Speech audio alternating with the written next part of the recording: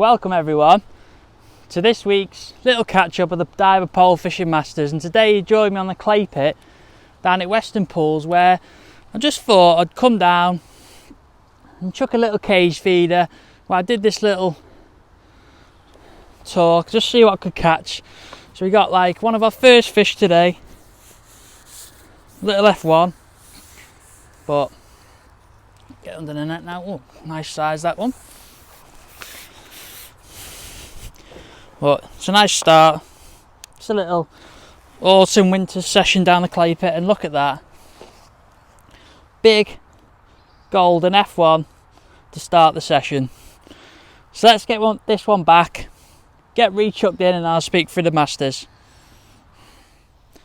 Now, for those of you who don't know what the Pole Fishing Masters is, it's a 3-day event run by Tom Scully, and it's a cracking event run at Tunnel Barn Farm.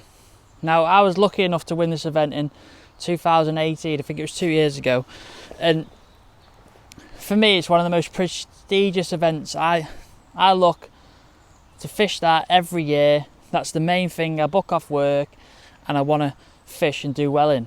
Now, with it being such a prestigious event, I put a lot of time and effort in.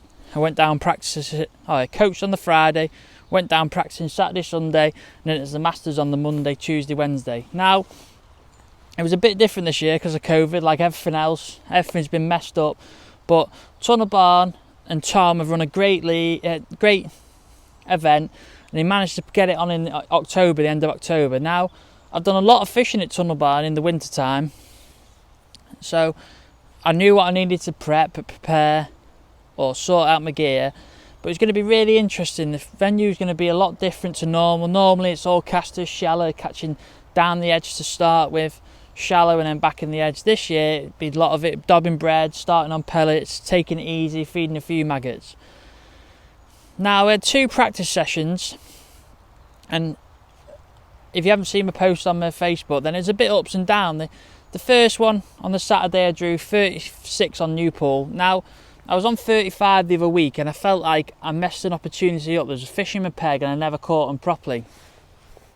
Now, I was happy with this. It was a nice little area. It's nice and narrow, so you haven't got too many options. You just got certain areas of your peg where to fish and attack, and it keeps it nice and simple. Now, the other week I felt like, because it was a narrow channel, I felt like starting on pellets and moving up the channel and push the fish in the middle of the track, if that's where they wanted to be, was the ideal situation, because with it being so narrow, edges and across are just out the channel. And by this I mean the track is 4 foot deep maximum, so if you're looking to fish maggots in 3 foot, you're only just out the track really. So I've started on pellets short. As I've gone in, tapped like 10-15 micros and just sprinkled them in with a little sprinkle pot, and I've gone in, put my rig in with a little expander on the hook, 4x14, everything nice and settled. It's gone in, dinked under, I've caught an F1 first shock. I thought, happy days. What I'll do now is I'll try and catch 2 or 3 more there, then I'll be able to go like that out my peg down the middle, chase them about, get to say 10 to 15 fish, and then I can come short on maggots or across in the edge. Well, that didn't work out like as easy as I said. I didn't have a bite for the next 3 hours. When I did have a bite, I had 3 and 3 chucks, 3 foot as maximum I could go to my left. So I left him a peg, and then I've caught, it's really weird, you can't get a bite in your peg, and then I've caught some, just say throwing maggots, say just down the middle, top 5 in front of me. I caught, I think it was 9 fish there or 8 fish there. And it's really strange because you've gone from can't get a bite in your peg and then you caught some short. I think I had 11 F1s, but as you can see the weather's terrible at the minute, and it was even worse than this, so I just chucked them back, got my stuff in the van. Didn't get too down about it. I knew what all my rigs, my elastics, my hooks were right. I just went back to the hotel, got something to eat, and just sorted all my gear out for the next day. Now, this is the maddest thing in fishing in winter, what you can find. You go from 0 to hero, hero to 0. The next day, strolled up, paid my money. Sarah's drawn me 48 on high pull. Now, if you've never been to Tunnel, then people will know it's an absolute dolly of a peg in the winter. It's in the summer it's brilliant, but in the winter it's even better because it's off a slight, just on a point, and there's a big deep bowl.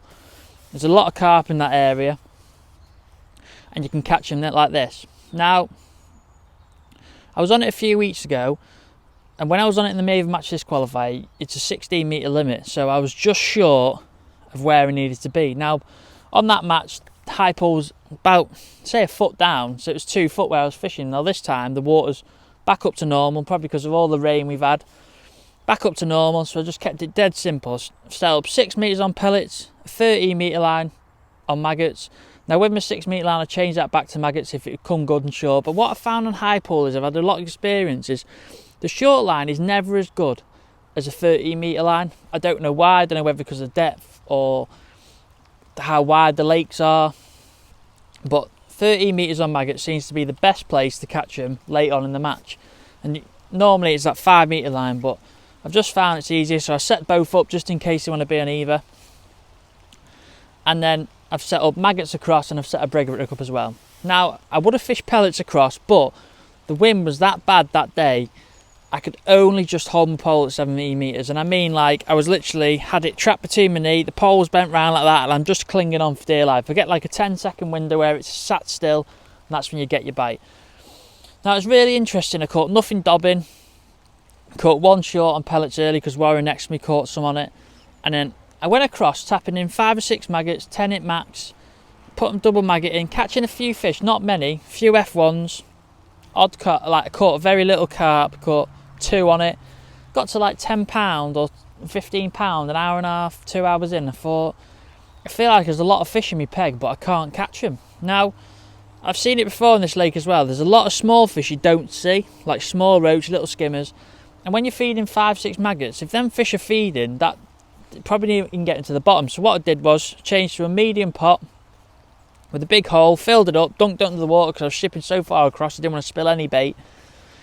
And I've started up my feed, and I've caught really well in this. I've probably had 6 of them carp, which are like £4. I've had a lot more F1s, and I got to really started ticking over well. Don't get me wrong, it was hard in the wind to hold it, but ticked over well. And then come the last hour, I've dropped in that 13 metre line where I've caught some absolute monster F1s, probably like £3, £4, some of them. I even had one that's £5. Just on maggots. Really nice fishing.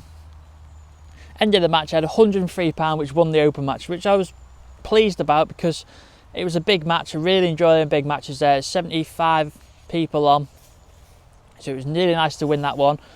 Good payout as well, so paid for all the food. We went to Miller and Carter's Curry House, stuff like that. Paid for all the food in the week, so it was a nice little starter. Now, they're little practice matches, and I've felt like I was on a hard area and a really good area, so I felt my kit was back right on both. I never felt that my kit was wrong, my elastics were wrong, so I was going into the Masters all confident, and then it was a draw the night before. So what I'm going to do is move on to that. Right, so the Pole Masters draw was done the night before, obviously because all the restrictions and social distancing, it was done the night before, so you just went straight to your peg. Now, when Sarah pulled me 32 house out the bag, I was fairly pleased. Don't get me wrong, it's a really hard section with 29 and 30, and at the time I didn't realise 31 was in, so I thought I had a little bit of room to my left. 33's a very shallow peg, and the fish are a lot smaller on there. Now, when the sheets come on, I've seen 31 was in, I thought that is going to be a really hard section.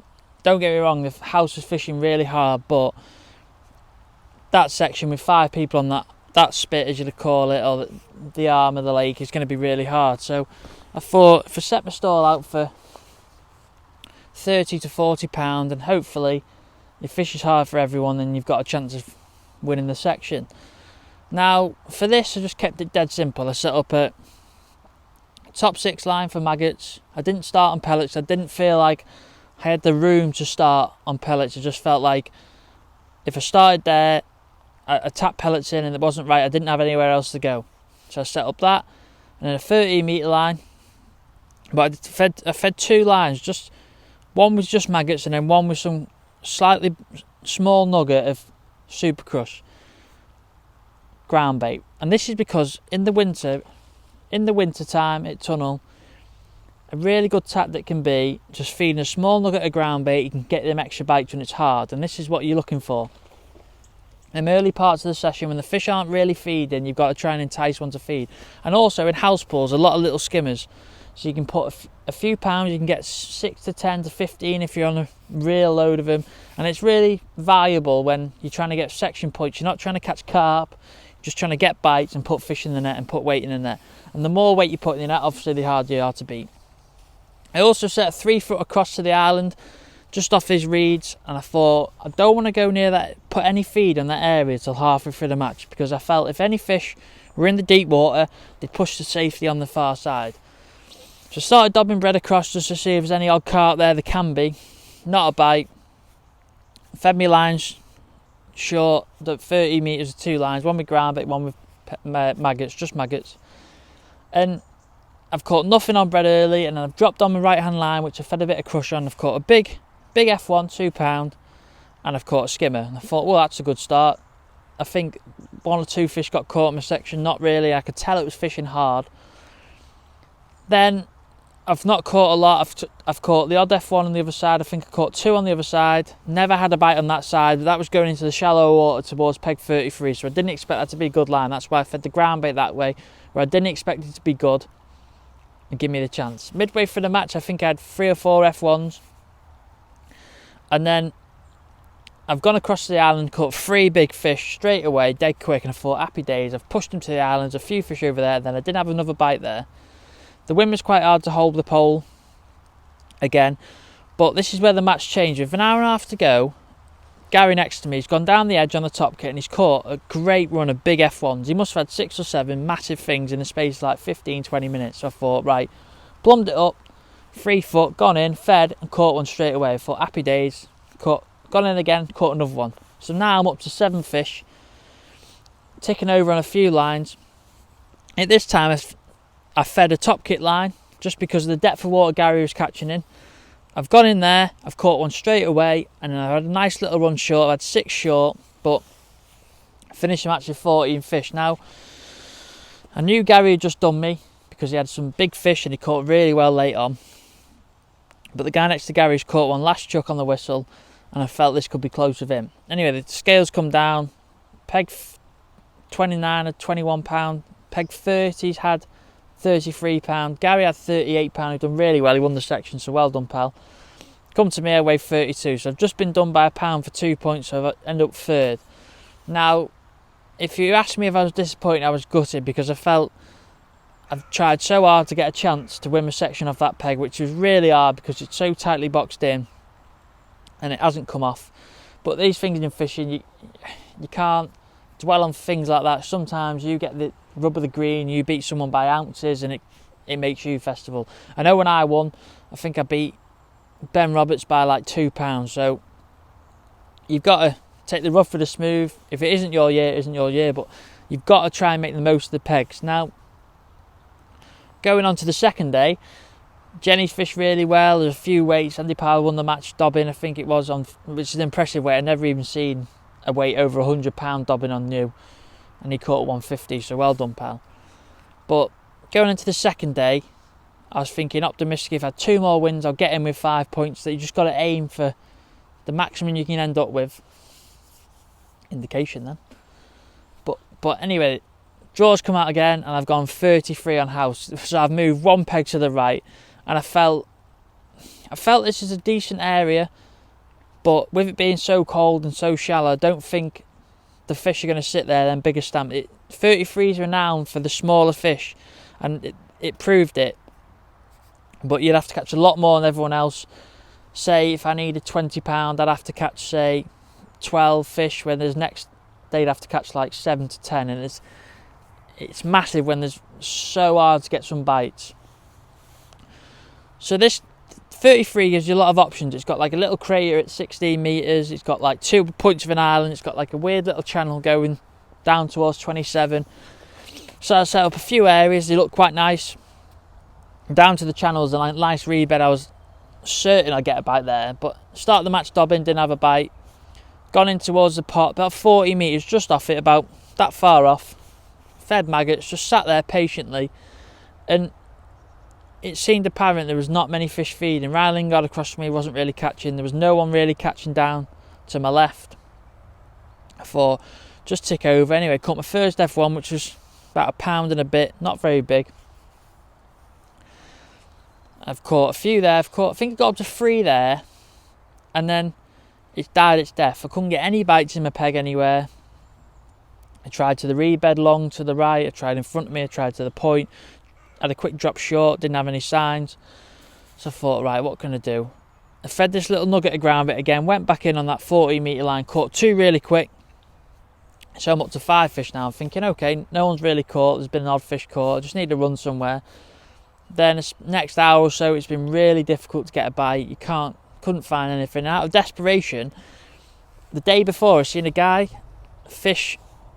It's like a little, it goes round and it goes into a little bay, and I seen a guy fishing down the edge, and that's where he caught most of his fish. So I thought I'd just try there, tapped 5 maggots in, laid my rig in, sat there.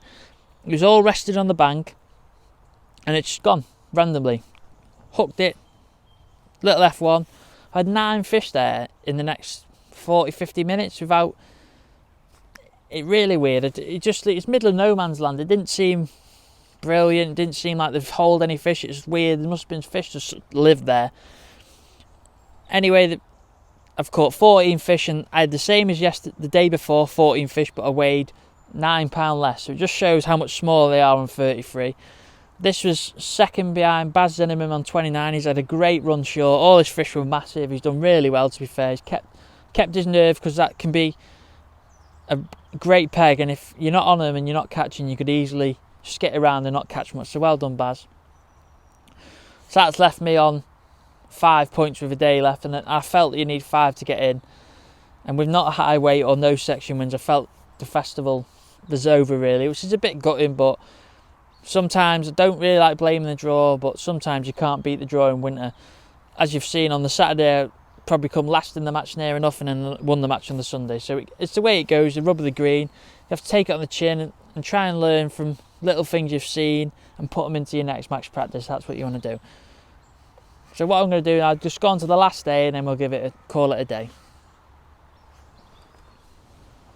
Now the last day, obviously the draw was the night before again, and I was drawn on 4 on Newpool. Now, for people who don't know Newpool, 4 is in the narrow bit from peg 1 to 7, which is only about 10-11 metres wide, and it holds a lot of fish, don't get me wrong. Andy Bennett comes second in the match off it on the Sunday on peg 3, which is a phenomenal performance. So what you can find is there's not many stockies here. They're all big old vintage ones, massive fish, and it's really nice fishing. So obviously I want to try and win my section, I want to do the best I can, but I felt like I'm going to learn from this day and try and not do things too irrational, because I got a narrow peg again and I don't want to mess it up. Now for this, I just set up, I spoke to Andy, and he said he caught dob into a reed bed just after peg 3, caught dob in there, and then he said Alex, when he was on it on peg 5, caught some in front of the stick up. So it's good to know where people have caught some fish in the past matches, and if you haven't seen it, that's where you need to ask a few people. So I set up that, maggots down the middle, down the edge, and started dobbing, had 5 quick fish, and then these were nice £2 fish, really nice fishing. Going in, just slowly, get your bread rig right. I had a back shot, so it's just creating L, so the rig sits perfect. 4x10 F1 pellets, a nice and light float, a bulk under your float, and then 2 droppers down your line. 16 SFL, 6 inch, nice and simple. There's no messing around with the bread rig. Size 6mm punch. But after these fish, I couldn't really catch them. I don't know whether it's because the wind was cutting across me and I couldn't hold my rig still. So I've tried feeding maggots there where I've caught a few fish, didn't get a bite. So I've gone to my left, gone to these little stick ups up there in 3 foot, tapped some maggots in, sat there and waited, and it's gone. And I think I caught 3 or 4 there. I thought, right, really nice fishing, all big things. So when you hook them, you just know they're massive. And moved around my peg, tried down the edge, tried back across there, tried down the left edge, didn't have a bite. So it's come to 2 hours to go. I've got like 8 fish, and I've set myself a little target of 20 fish, £40. Just a little target in my head, because I could see Steve catching in the bowl, so I knew it would be hard to beat, because when there's a lot of fish in the bowl, and he has a really good angle at tunnel, so it's going to be hard to beat him. But I've gone back on this line with an hour and a bit to go, and it's gone under. I've had a nice steady run, so it just proves don't be too hasty shooting out your peg and pushing them too far down. Just try and be nice and patient. Caught a nice run. I got to 16 fish with think it was 30-40 minutes to go, so I felt if I had a good run in the track, I'd have got to my target. Now, my track swim was really interesting. I've not had a bite when I've checked it with like 2 hours to go, and I've put 2 maggots on, size 18 SFL, 4x12. The wind just died a little bit, so it was nice. Gone in, fed 10 maggots with the pot. It's gone. I've gone 4. I think it went 5 times in the last 30 minutes. A nice way to finish the match, and I've ended up with 21 fish for £40. Now this is second again behind Steve. He had 53, and I don't feel I could catch that. I didn't have a lot of indications to work with. I felt I caught what fish I could when I could catch him. So that left me on, I think it was 7 points, which I think I was like 27th overall, which is not bad considering, but it's a real shame I didn't really have I feel like I have a chance to push a section win or maybe get higher up in the frame. You needed 5 points to get in, so I'd have needed 2 wins, and I never felt I was going to catch that. But the way I look at it is, if I look back on paper, without sounding too boasting, if I take some positive back, so the best points off my pegs, the best weights off my pegs. So sometimes, instead of dwindling on the fact that you'd not done very well, and just take some positives, like all my gear was right, so whenever I go fishing there in the winter now, all my gear is going to be fine. I try my best on every one. I didn't give up, I didn't lose fish, I didn't lose interest, I didn't feel like I cost it. I don't like blaming the draw, but in winter that happens. Sometimes you can be sat there, catch £10, the guy next to you catch £200. There's nothing you can do about it. It's where they want to sit, where they want to feed, and nothing you can do. Now, looking back, obviously I'll be going that next year. It'll be in the summer, to be all different fishing again, but it's for me, it is one of the prestigious events, and Johnny Arthur's done brilliantly, to be fair. He's won his section every day, and to be fair, I thought he was knackered on the last day, but when I seen he was on 17 extension and he's been to tunnel a lot, I knew that, don't get me wrong, there's no disrespect to people that don't go to tunnel regular, but John's seen that peg do well, so he's going to go there with understanding in his own mind that he's got a chance. He felt like he didn't, but he knows if they're there, he's going to catch them. Now, he's done really well, 3 section wins, picked up a nice £3,000, nice pole, so well done to John. He's done really well. Also, Brad has been second. I want to say well done to him, because a lot of people don't see that he's put a lot of time and effort in. I was coaching there on Friday and Wednesday, and I've seen him both times. He fished on the Friday, he fished the Open, and on Saturday he come like 1:30. He had a little practice session. Now, this is the little things that people don't see. Say if you do well, they just think, oh, he's drawn well, but it's behind the scenes which they don't see, which is putting the time and effort in practice, which is important in fishing. So well done, mate. So we're going to sign off there now. Hopefully I'll get a few more poles, but the weather's looking a bit grim, but it's nice to be down the clay pit in the autumn colours. Got a few videos lined up down here. It would be really interesting to see, so that I can't wait to come and do them. But I want to say thank you all for the likes, the comments, subscribes. Just, it means a lot, and it's just nice to see everyone's enjoying it. I'm out on the bank and people come up to me like watching the videos, coming for a chat, and it's just nice to speak about fishing and everyone's enjoying it. So I'll sign off now. Don't forget to like the video, subscribe if you haven't, and I'll see you on the bank soon. Cheers.